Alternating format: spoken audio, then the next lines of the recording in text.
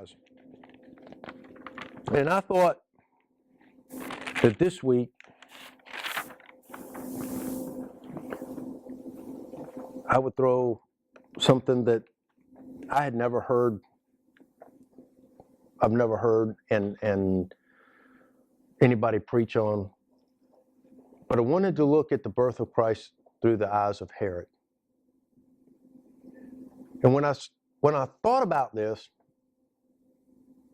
I was like, now why in the world would you want to do that? That's really weird, you know?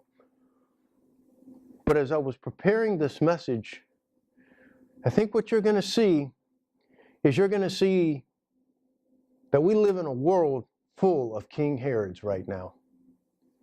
This is a world that is running rampant with people who are King Herods. You have to excuse me, sinuses or whatever. So if you'll turn to Matthew chapter 2, and we'll get through this. I'm going to give you a little bit of history on King Herod, some things that I never knew, which doesn't mean that you guys don't know this. You probably already do, but King Herod, when he was 25 years of age, he was made governor of Galilee. He rebuilt the Jewish temple. He tore down the temple that Zerubbabel made and rebuilt it because he wanted it bigger and better. And that was noted in a book by Josephus, chapter 15, I think it was verse 12 or something like that. But if you dig that book up, you can find it. Trust me. And when he died, his kingdom was divided. So those are just a few little tidbits about Mr. Herod.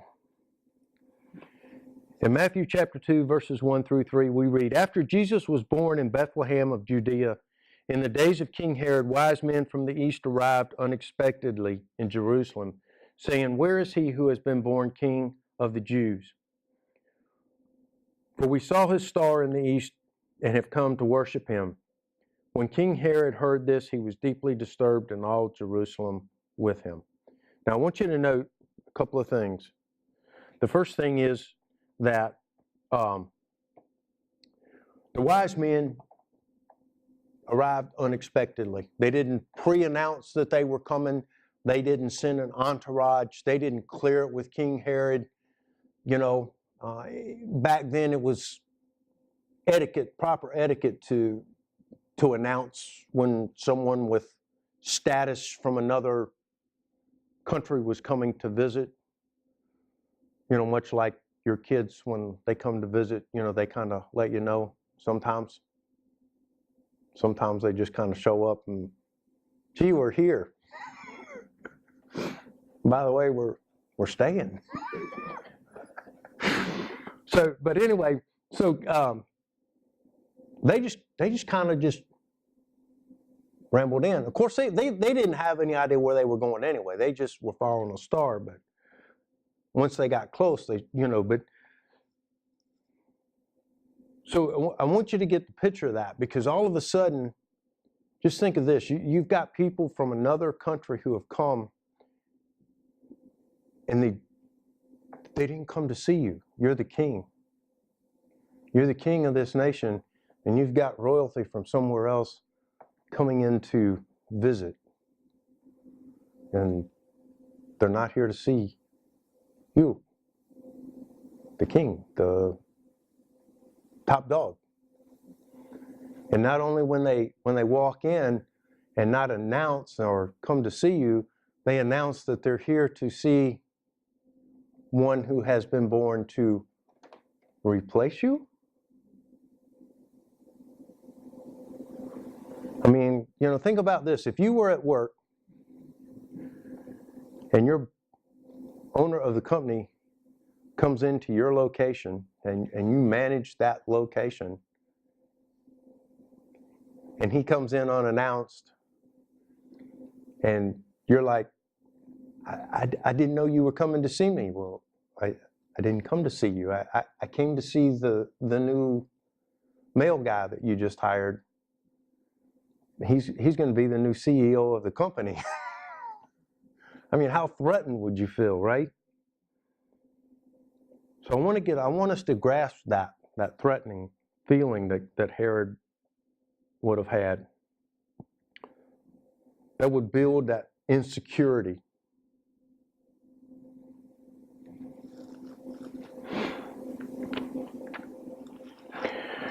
And then we're told not only was King Herod deeply disturbed, but all Jerusalem with him.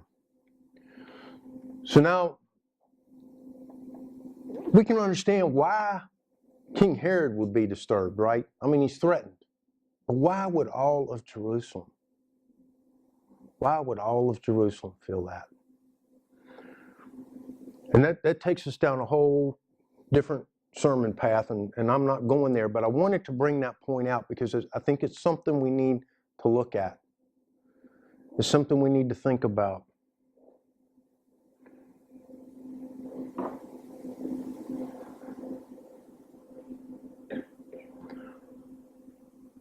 When you hear the word disturbed, what are some of the words that come to mind that match up with disturbed? How about anger? How about jealousy? How about the word resentment?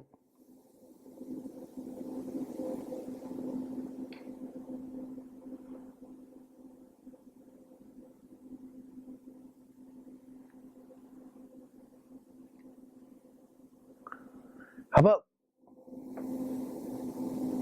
the word accountability?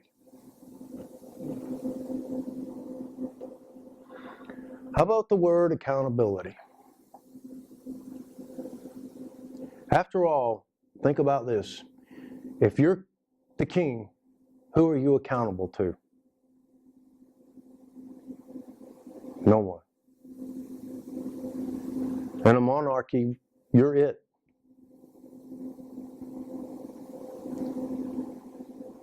As supreme ruler, you can do whatever you want to do. You can pass any law you want to pass. And you can change your mind. You can pass a law right now. Nobody can eat hamburgers for the next 15 minutes. Then you can turn right around and pass another law that says, all you can eat is hamburgers. And nobody can say, what the heck? Because you're the king. So you have no accountability.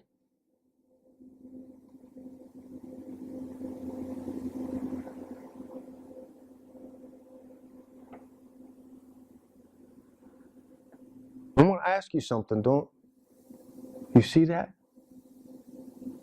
Do you see the non-accountability in Herod? Why he doesn't want another king? Is that not what this world is all about? Every day when we look at the newspaper, when we turn on the TV, when we turn on the radio, what do we hear? It's my right. It's my right to marry whoever I want to marry, be it if I want to marry, if I'm a male and I want to marry another male, it's my right. And it's my right to be happy, right? My happiness overrules everything else. You can't stand in the way of me being happy in our society today. That's what all the laws are about.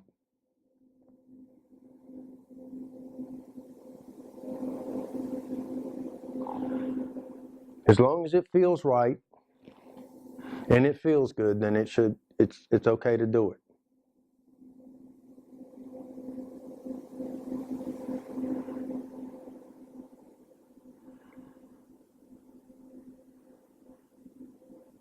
So we see that.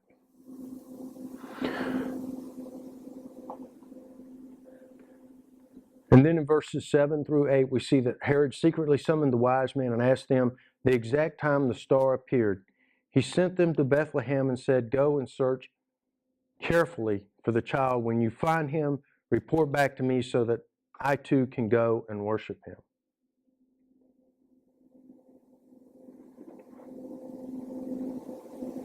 Why do you think that Herod secretly sent for the wise men?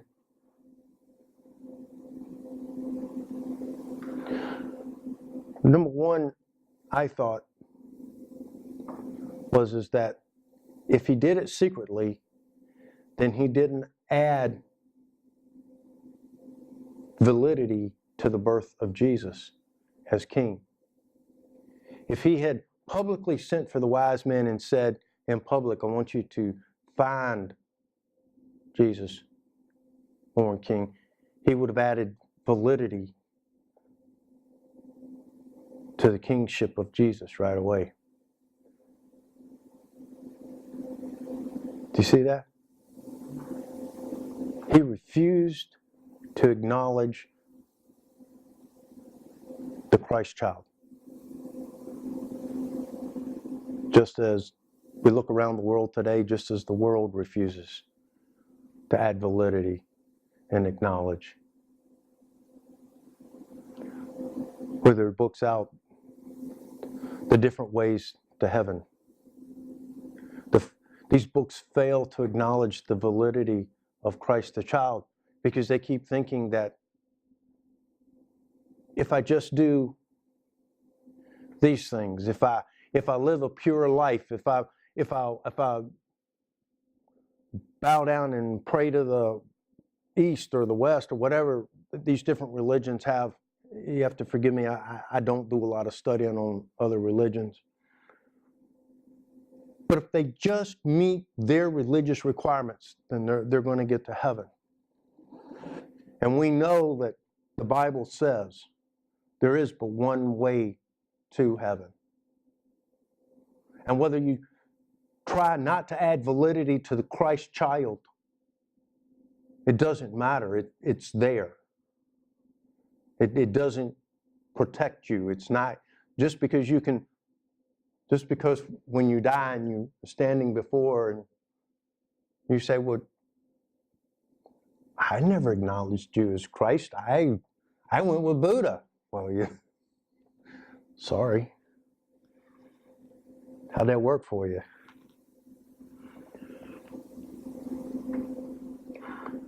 So we see him trying to take away the validity of that.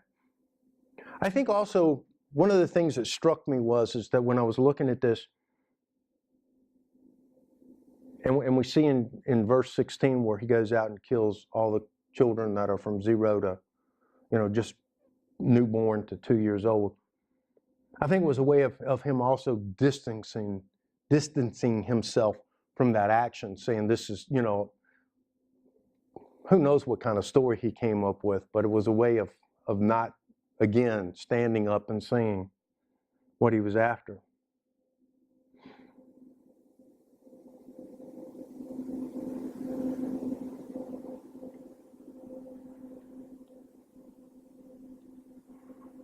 I think the thing that we need to take away from here on the story of Herod is what you see a man, as I stated, it's all about himself. He's insecure because he thinks somebody's going to take his kingdom away. He's trying to protect what he has earned, what he has. As Christians, we know that what we have it's not ours. That God gave it to us.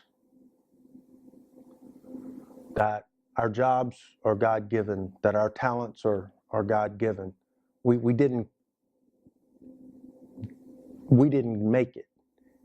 And I think what we see in here with King Herod is it's all about he made it. In his mind, it's all him. It has no room for God. Why did he tear down the temple and build it bigger? Because it was a monument. How many people in today's society do we see that do that? They build something so that somebody has to say, that's so-and-so's. It's a monument. It's their status. It's their claim to fame. It's their legacy. What is our legacy? What was King Herod's legacy? King Herod left a nation that was torn apart. He had the greatest opportunity to receive and to worship and to honor the newborn king. We have that same opportunity as Christians to receive, to honor, and to worship. But our pride, our jealousy, and our desire to be number one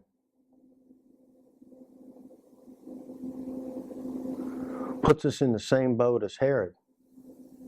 That's a pretty tough statement when you think about that.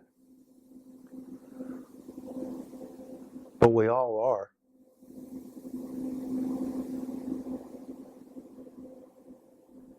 I mean, we're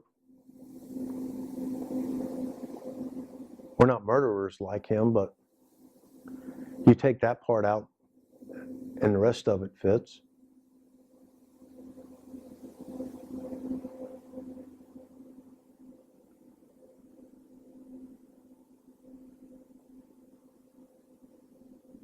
We're jealous.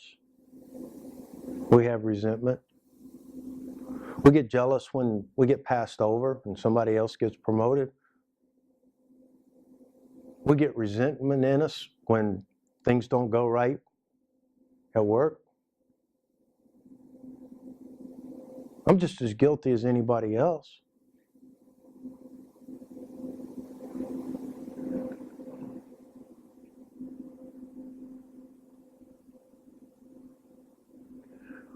You know, the difference between us and King Herod is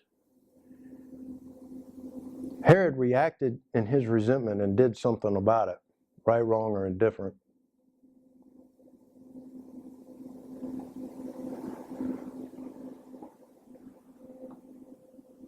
Sometimes what we do is that we refused to turn our resentment over to God and let Him take it away. The simple prayer of change my heart, unspoken, is the same as Herod's act of destroying newborns to 2-year-olds. That's a tough thing to think about, isn't it? When you look at the fact that I'm not going to ask, Lord, change my heart. I want to hold on to this resentment. I want to hold on to this anger.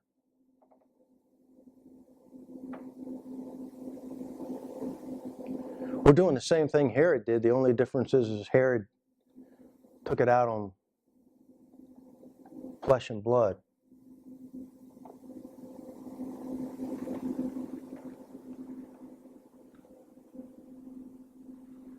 How many of you have ever heard the saying, my way or the highway? How many of you have ever said that to anybody? Yeah. Yeah. That's a tough statement, ain't it, John? I mean, Joe. It is, isn't it? Man, the years when I was in management, the years that I would say that, and it never dawned on me. You know, this never even dawned on me until I was working on this sermon. My way or the highway. And that's how King Herod is. It was his way or the highway. And I would make that statement, boldly make that statement to people. And not realize how arrogant and un-Christ-like that statement is. How when we make that statement, we set ourselves up as judge, jury, and executioner. And I know that there are times that we walk around and we look at situations and we go, Lord, I want to be the judge. I want to be the jury. I want to be the executioner. We see it. It's so easy for us to pick up the stones and throw them at somebody else because, hey, you know, after all, I didn't murder anybody. I didn't assault somebody.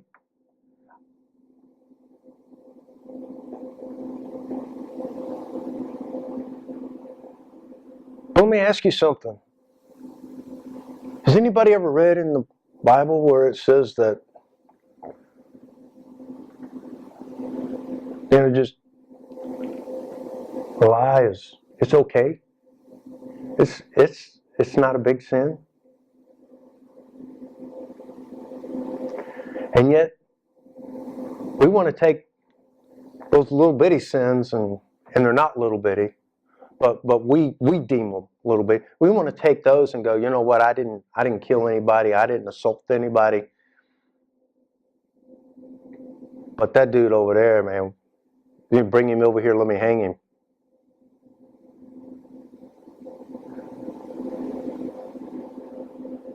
And Jesus is up there going, I love him just as much as I love you. I died for him just like I died for you.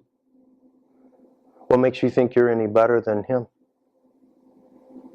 Do you understand? We are no better than King Herod. None whatsoever. We are faced with the same decision that he had.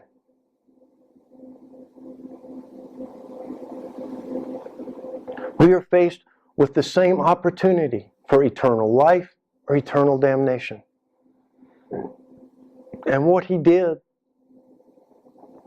is no worse than what we've done.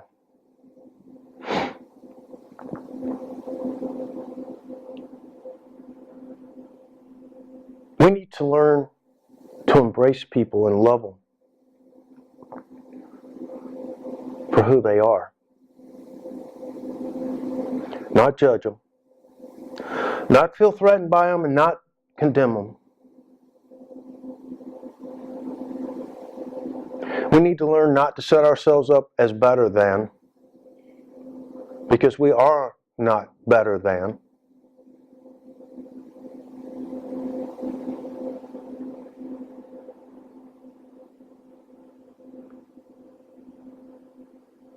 You know, some of us can sing better than others.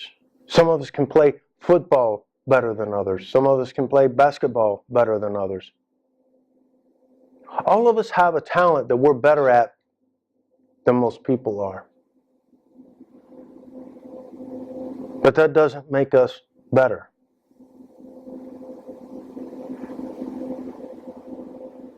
God's not up there saying, Alan, you threw 5 touchdown passes in the Super Bowl. Woohoo, you're great. You're going to get an extra little star when you pass away.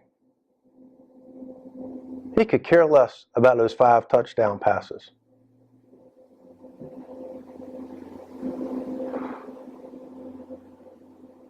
Just the same as if he was to say, you know what? Listen to that voice from that singer. They had 100,000 people in the Coliseum and there was not a dry eye in the place. They were worshiping me. Woo! They get an extra star. No. It doesn't matter.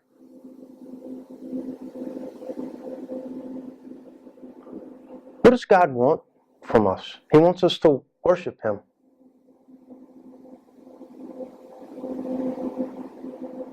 That's all he wanted from King Herod, was him to worship him.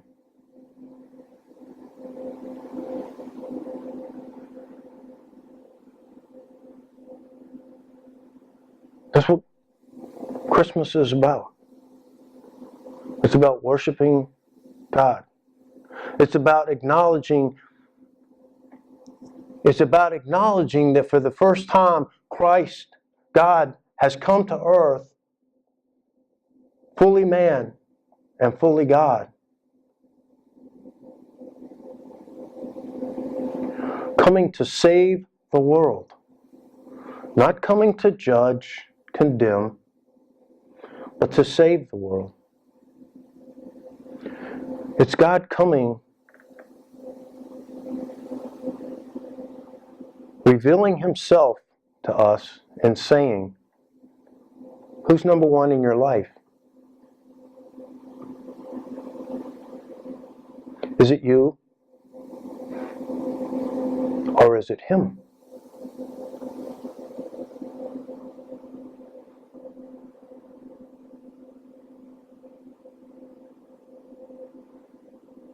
Do you think about the fact that when Herod made that decision,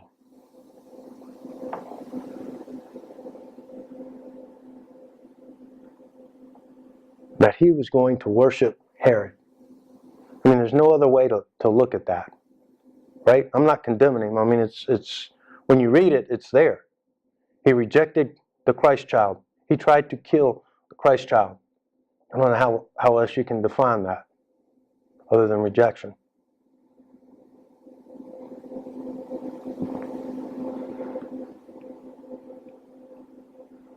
So that's what the Christmas season is about. Are we accepting Christ or are we rejecting Him?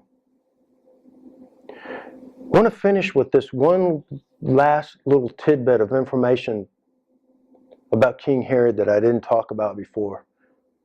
I saved it till now for a reason. 2 years before this incident, before he had all the kids killed, 2 years before, in the book of Josephus, it's written about King Herod going out and killing all the Pharisees.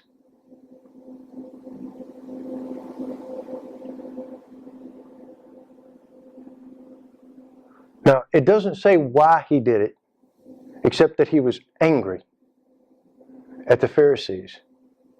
Knowing how religious, when we look at the scriptures, how they say that the Pharisees were very religious and very, if the word said, they were.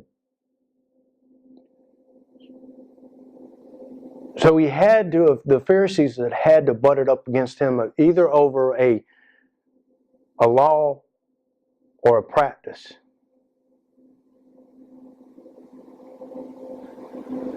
So he was already setting himself up as nobody questions my authority. I reject God's authority even at that point.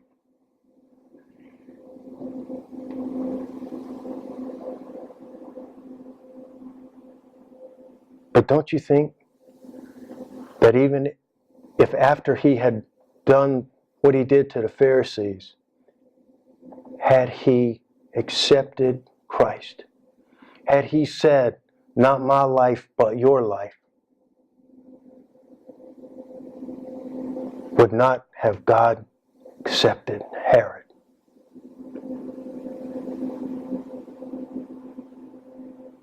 That's the thing.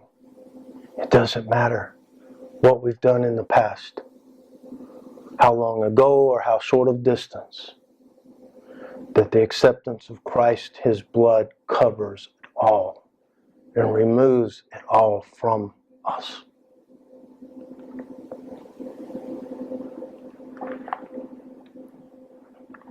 So we stop and we look at the birth of Christ and we see that it's a division within the world. There's only two things. It's either God's way or the world's way. And God's way is eternal life. The world's way is eternal damnation. There's no gray. It's cut and dry. So it's up to us. It's up to us to carry the message forward. It's up to us to step out and spread the word. It's up to us to be courageous. not judgmental, not condemning. There is a time for that. This is not it.